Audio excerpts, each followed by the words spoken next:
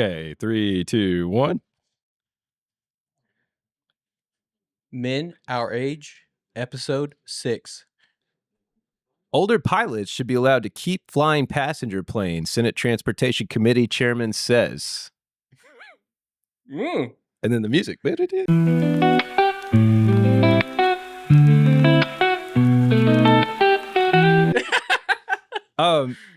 Okay, you know Harrison Ford like flies planes? I did not know that. I knew he flew the Millennium Falcon. He did, yeah. And also almost crashed that one. Harrison Ford has been involved in 3 plane crashes, I think. Really? Yeah. Survived. Like he had one in 2015. He was the only guy on the plane. He was fine. He just Thank kind of God. walked away. And then he had one where he I don't know if he actually crashed, but he didn't land it right. And this was early. And then he had one where he crashed a helicopter. Ooh. That was it. That was kind of the end of my story. Well, let me ask you this. He keeps flying. Yeah. He offered to fly me. I'm Yeah. like, ooh, sounds like a good deal. No, he's still an avid flyer. So do you think it's because he's a bad pilot or because of his age or a mix of the two? Yeah, it's got to be a mix of the two, I think. Because how old is he? Let's find out, brother. Ooh. Wait, what's your guess on how old Harrison Ford is? Ooh. I'll be honest, dude. I only know Harrison Ford as the Red Hulk. I've never seen anything else. I think he probably played some other parts. Yeah, he was the president at one point in time in a movie. Okay, so let me see, 80s. Well, he's the president in that movie. Oh, he is. You're right. Good callback. Until he Red Hulks out. 25 and yeah, take a shot at it. 75. No, not even close. Too high or too young? Way too young. 82? 83. He's 83. He's 83 years old. Think about the 83-year-olds you know.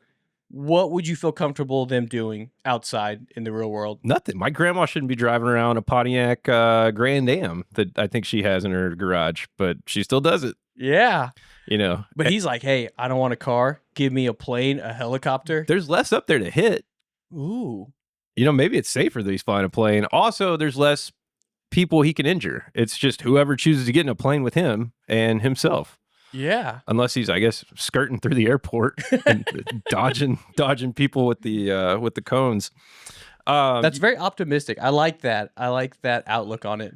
Yeah, I am not. Who can and cannot fly an airplane? That's been kind of a controversial topic lately due to comments made by someone who's no longer with us. But the only thing that I would say is if you're over the age of 75, I probably don't want you flying the plane. I don't care what race you are. I don't care what sex you are. I don't want you at the helm. I don't think anybody over 75, and don't call me an ageist, should be driving a car. Well, or I mean, agreed. I think you should have to take another test. Like, when you're 16 and you got to go there and you do the written and you do the driving. I do. I'm like, hey, 16, we'll call it 76. 60 years, you got to do a re-up. Driver's license only lasts for 60 years. I think that's fair. Did we talk about car crashes one time? Or no, we talked about road rage, I think. Yeah. So my dad taught me how to drive a car. I didn't go to driving school. I guess he thought I was just a natural. And joke's on him. And so when I was 16, they got me a used Pontiac. Nice. And I was flying high, picking up my girlfriend, living the life, dude. And the month that I got the car, maybe a month and a half after, I totaled it. And so in this city in Texas, there's like one-way road that I even know of. I didn't know it then. I know it now. Lesson learned. And I know what you're thinking. You were going the wrong way down a one-way street, but that's not what happened. It's a 2-lane. I'm not good at explaining this. It's a 2-lane one-way road, right? So you got that in your head. So I'm in the right lane driving, and I'm getting ready to turn. And I think the left lane is coming towards me, but it's not. It's going the same direction as me. Oh. So I turned out of the right lane and I get T-boned into the grass and I skid I don't know, probably 150 yards. And the car is toast, dude. On my driver's side, I took it full impact. Just bumbling around. You're like Bruce Willis in Unbreakable, man. Yeah. I was like, Dad, maybe we should have got driving lessons. What do you think about that? But no, I don't think that would have saved me because I was young and arrogant. Yeah. So who was the person that hit you? What were they like? Do you remember? Young guy, older woman? No, I think it was an old guy in a truck. He was nicer than he could. I don't know. I didn't really talk to him because my car was so far away from his truck by the time it was over. He was moving, dude. He was going pretty fast. Again, not his fault, but if you wanted to point fingers, maybe you could have slowed down a little bit. He would probably say maybe you could have learned how to drive. I don't know. But yeah, I got out of the car and I was very shaken up. I think I just sobbed in the middle of a field. Like immediate PTSD, and then it was gone. And I was like, I can drive again. I think I could take another crack at that. Were you able to drive it home, or was it like cooked? Like you had to get it towed? The whole door, yeah, I think we got it towed. The whole door was caved into the car, like into the driver's side. Again, pretty incredible that I just kind of frolicked out of there. Yeah. But no, we took it to a very questionable body shop in like Pleasant Grove, I think. And they were like, yeah, we'll put a new door on it, dude. We were like, where are you getting the door? And they're like, you just mind your own business. And then they put a door on it, and I drove that car for another 10 years, I think. Oh, really? Yeah. Yeah, but the insurance totaled it. Oh, okay. What a total car means is a little different. Oh, I'm very familiar. Okay. With the Camry I spoke of previously. That one, I think I totaled it twice. Once was with hail damage, and it was paid off. So I was like, just give me that check. Nice. I'll sign the waiver that says you guys aren't liable for anything. And then I had somebody back into me. And at that point, I think when I told it out, it was like $2,500 is what they gave me. I'm like, that's a win.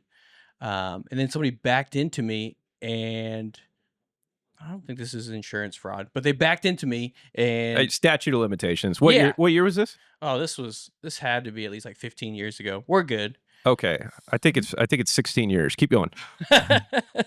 So somebody backed into me and we're like, oh man, I messed up your bumper. Like, that's totally my bad. Like, here's my insurance. Took it to this place. And they were like, yeah, it's gonna be like $800 to fix it. So I was like, okay. So I sent that bill to the insurance company, and they were like, all right, we'll just send you a check for $800. Just sign off this that says if there's any future damage, we're not liable. And I'm like, this is a money-making Camry, dude. Yeah, and then you just didn't get it fixed? Or correct. Okay, yeah. I mean, the car's covered in hail damage from the first totaling. But yeah. After they total out your car, but then you can just go get it insured again? Yeah, because I just had liability, but it was his fault because he backed into me. Right, okay. And so his insurance, I don't know if they knew it was totaled. They were like, hey, whether this car is totaled or not, here's how much front bumper is going to cost with installation. Okay, and you're still driving that Camry? Yeah, I wish, man. I love that thing. I'd buy it back with hail damage and all. I didn't know you were such a hustler, dude. Dude, But now you're in a company car. Now you can't just like run around and collect the checks. Yeah, at that time in my life, I was very lazy. I will say it. I worked harder to not have a job while in school than. I remember that third story you told me where you just pulled out in front of a truck on the highway and stopped. Yeah, and then you got out and you said, "Oh, my neck." Oh yeah, if I see like a BMW or a Ranger, if I see a G-Wagon in DFW, I'm like, come on, dude, please just send that text to whoever you're texting. You're driving up and down 75 just like hunting, man. Yeah. I'm like, I had my hazards on. You guys saw, right? Yeah, and you're looking for somebody over the age of 75. Yeah.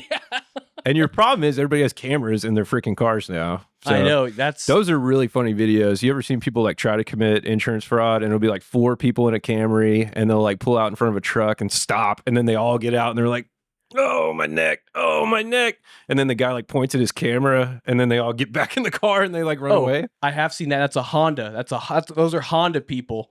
The exact clip is in New York. I've seen it several times. Every so often it'll pop up. And yeah, as soon as they see that camera, like they freeze and are like, "Jigs up. This is pretty awkward." Yeah. I don't think that's insurance fraud. Do you think it is? What I just described, or what you've done? Yeah, well, both. Oh, I don't believe in insurance fraud. I will say, I did have a friend. I'm not going to say his name, but two quick stories about him, and he just has the worst luck. One time he was driving a Mazda Protege. Let's just set a ground rule for all of these that whenever we're telling a story about anybody, their name is John. Okay, I like that. All right. So my buddy John in Arkansas. Suddenly. No, John Sutton. Okay. No. Cut that. So my buddy John was driving in Fayetteville, Arkansas, and he was pulling out of a Sonic, and he got hit. And so the thing is, he did not have a valid driver's license at that time. It was suspended. And so the guy who hit him was going to pick up his kids and was driving drunk. And so the guy's like, the drunk driver that hit John was like, "Hey, I'm ready to call it a day if you are, man. Like, let's get out of here before the cops come." And my buddy John was like, "Sounds like a plan to me, because I don't have a valid driver's license. So let's get out of here." And before they could leave, Fayetteville PD, they saw it and they pulled up and they were like, "Oh, you guys got a wreck? Got into a wreck? Are you exchanging insurance?" And they're like, "Yeah, we're good. We're good. Go on." And he's like, "Why don't both of you guys give me your driver's license?" My buddy Blaine my buddy John went to jail for driving on a suspended driver's license and probably no tags and no insurance. The other guy got a DWI. That's crazy. And they were both like, "Hey, let's just call it, dude. Like, let's get out of here." And they didn't do it in time. That's very dystopian. You won't even let the citizens figure it out on their own, dude. Yeah. Ironically enough, in DFW, if you get in a fender bender and no one's seriously hurt, they're not coming for 5 hours. Oh, yeah, for sure. Unless a guy just happens to be driving down the road, apparently. Yeah. So I have a buddy in Lubbock. His name was John. And he left a party that we were all at. He was very intoxicated.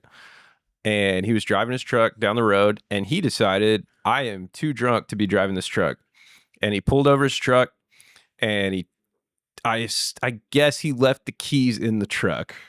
And then he just laid his seat back and he just went to sleep. And he awoke like, I don't know, an hour later at 2 a.m. to a cop knocking on the door and gave him a DUI. Really? Yeah, that's very hateful. He was trying to be a good citizen. Yeah, that is a tough break. That's a tough break. Last story about my buddy John. You got another buddy, John? No, same buddy. It's the same guy? Same guy John? with the bad luck. Oh, no. So he was not doing great, and he was struggling with addiction. And so him and another guy were like, "Hey, they're renovating this Walmart. There's a bunch of copper in the back of this Walmart." So got it. Already see the vision. yeah. So they loaded up on copper it was like a Ford Ranger in the back just had all this copper, and they were like, "Dude, we're about to get $1,000, dude. This is gonna be solid." So they leave the Walmart. They're driving 15, 20 minutes down the road. Quick question. Where do you sell the copper? Oh, scrapyard.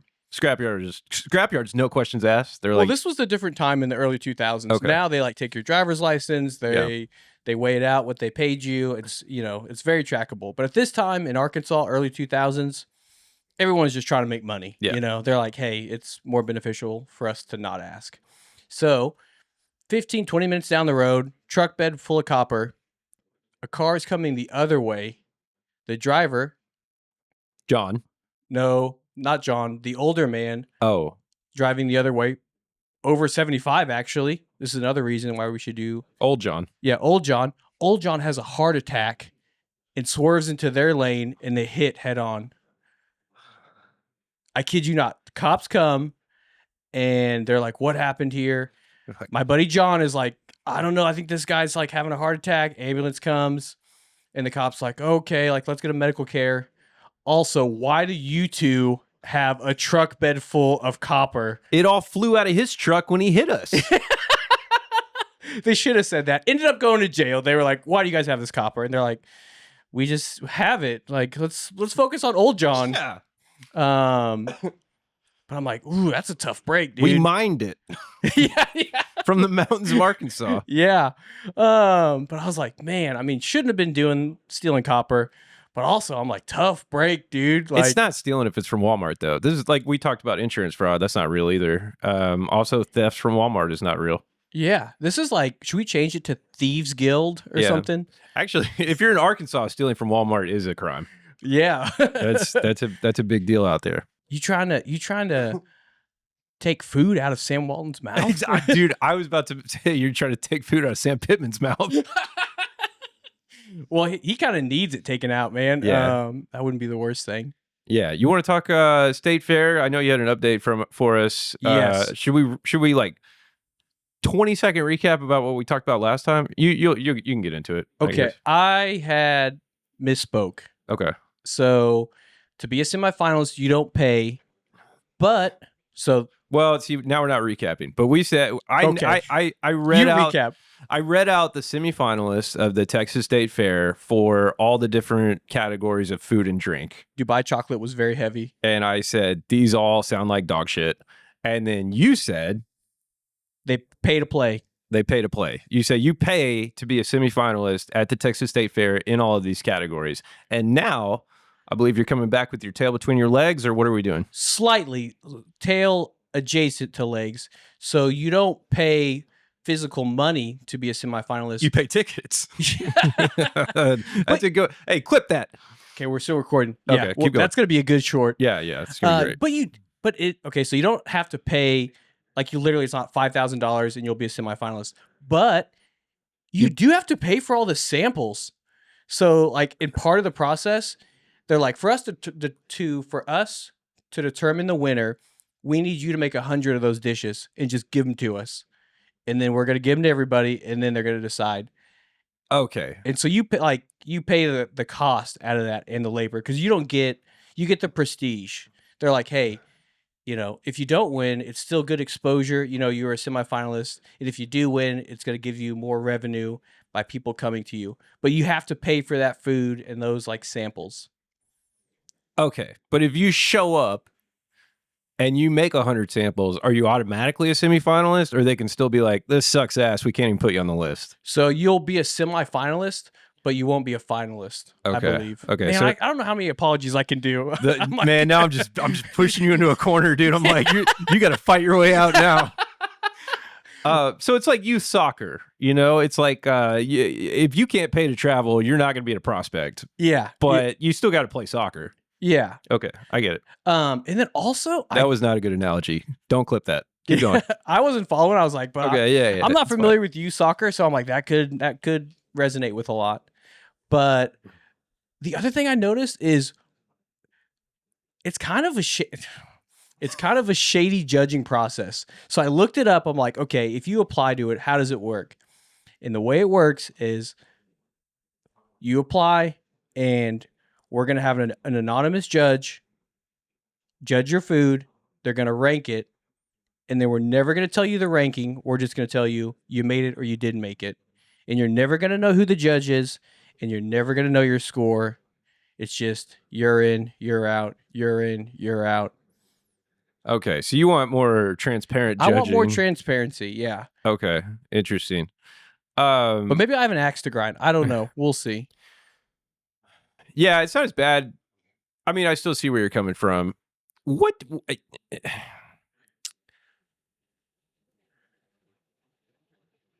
Now cut this. I just stoned out. What would you like if you had to create a state fair food? What do you think you would go with? You're very good at chicken wings. Yeah. Could you make like a weird state fair chicken wing? Yeah, I'd probably make like a Dubai chocolate chicken wing.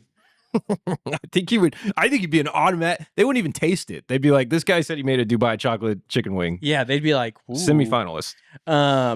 Sweet and savory, little Yeah. umami. Is that how you say that? Umami. No, I think you got it, dude. That's what I'm going with. Where's your head at? Something with cheese. I feel like something cheese related with Yeah, you. it would be obviously cheese. You know what I would do? I'd be like, "Hey, I made really good mac and cheese." I mean, I'd be like, "Here it is. Do you want like really good mac and cheese?"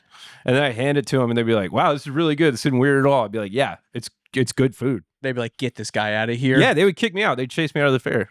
And they would lean in and say, dude, if you put some Dubai chocolate on this, Yeah. like, Dubai chocolate mac and cheese. you're going to the finals, brother. I know, man. All right, so we have to go to the state fair together this year so we can do a follow-up episode on the state fair. Yeah, I think so.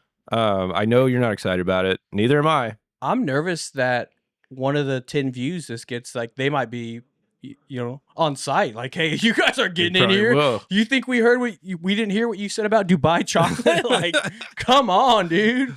Oh my gosh.